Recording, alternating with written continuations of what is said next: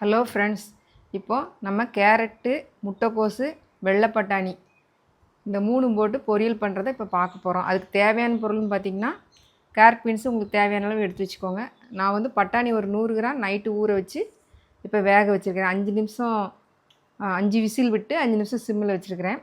அப்புறம் தாளிக்கிறதுக்கு சின்ன வெங்காயம், கருவேப்பிலை எடுத்துருக்கிறேன். இதில் பார்த்திங்கன்னா தேங்காய், பச்சை மிளகா, சீரகம் போட்டு அரைச்சி வச்சுருக்கிறேன். இதில் வந்து 3 வெள்ளைப்பூண்டு மட்டும் நல்லா கொட்டி வச்சுருக்கிறேன். இப்போ வாங்க சமையலுக்குள்ளே போகலாம்.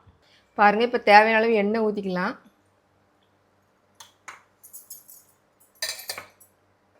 பாருங்கள், கடுகு பருப்பும் போட்டுக்கலாம். அதுக்கடுத்து நம்ம கடலைப்பருப்பு போட்டுக்கலாம். கடலைப்பருப்பு போட்டோன்னே இந்த வெள்ளைப்பூண்டு நச்சு வச்சுருக்கிறோம் பார்த்திங்களா, அதையும் நம்ம போட்டுக்கலாம்.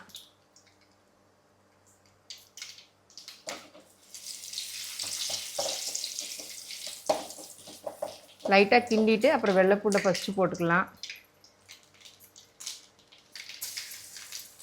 வெள்ளைப்பூண்டு தான் போடணும்னு இல்லை, இஞ்சி வேணாலும் நல்லா கொட்டி போட்டுக்கலாம்.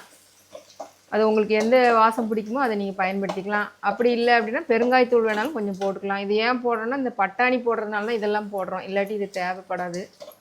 இப்போ அடுத்து நம்ம வெங்காயமும் கருவேப்பிலையும் போட்டுக்கலாம்.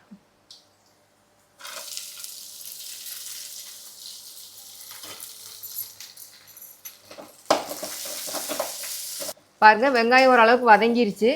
இப்போ வந்து நம்ம முட்டைக்கோஸ் போட்டுக்கலாம். சரிங்களா? முட்டைக்கோஸு கேரட்டு நம்ம இந்த வெங்காயத்தில் போட்டுக்கலாம்.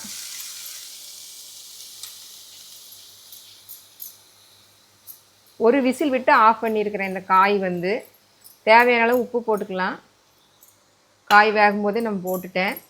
அப்புறம் பார்த்திங்கன்னா இதில் தண்ணி இருந்துச்சு, அதிகமாக தண்ணி இருக்குது அப்படின்னா நீங்கள் அதை இருத்துட்டு கொஞ்சம் மிளகு சீரகம் நுணுக்கி அது போட்டு நீங்கள் குடிச்சிக்கலாம். ஏன்னா உப்பெல்லாம் நம்ம இயல்பாக போட்டிருக்குறோம். அது ஒரு நல்ல சூப் மாதிரி நல்லா டேஸ்ட்டாக நல்லாயிருக்கும்.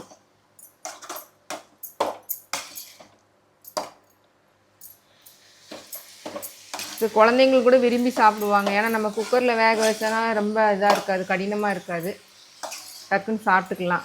பெரியவங்களுக்கும் இது நல்லாயிருக்கும் சாப்பிட்றதுக்கு, உடம்புக்கும் ஆரோக்கியமாக இருக்கும். ஏன்னா நம்ம வெள்ளைப்பூண்டு போட்டுருக்குறோங்களா பட்டாணி போடுறதுனால, அதனால் அவங்களுமே இது சாப்பிட்லாம்.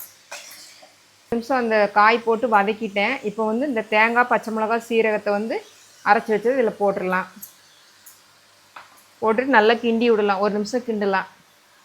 பாருங்கள், நம்ம ஒரு நிமிஷம் வதக்கிட்டோம். இப்போ என்ன பண்ணுறோம் அப்படின்னா அடுப்பை ஆஃப் பண்ணிடலாம். ஆஃப் பண்ணிவிட்டு இந்த பட்டாணியை போட்டு நல்லா விரவி வச்சிடலாம். பட்டாணியை வந்து சூடுபடுத்த வேண்டாம். அப்படி ஏன்னா நல்லா வெந்துருச்சு. இப்போ வந்து நம்ம அடுப்பை ஆஃப் பண்ணிடலாம். ஆஃப் பண்ணிவிட்டு இந்த பட்டாணியை போட்டு நல்லா விரவி வச்சிடலாம்.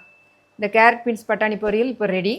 நீங்களும் செஞ்சு பாருங்கள், சாப்பிட்டு பாருங்கள். லைக் பண்ணுங்கள், ஷேர் பண்ணுங்கள், கமெண்ட் பண்ணுங்கள். நன்றி, வணக்கம்.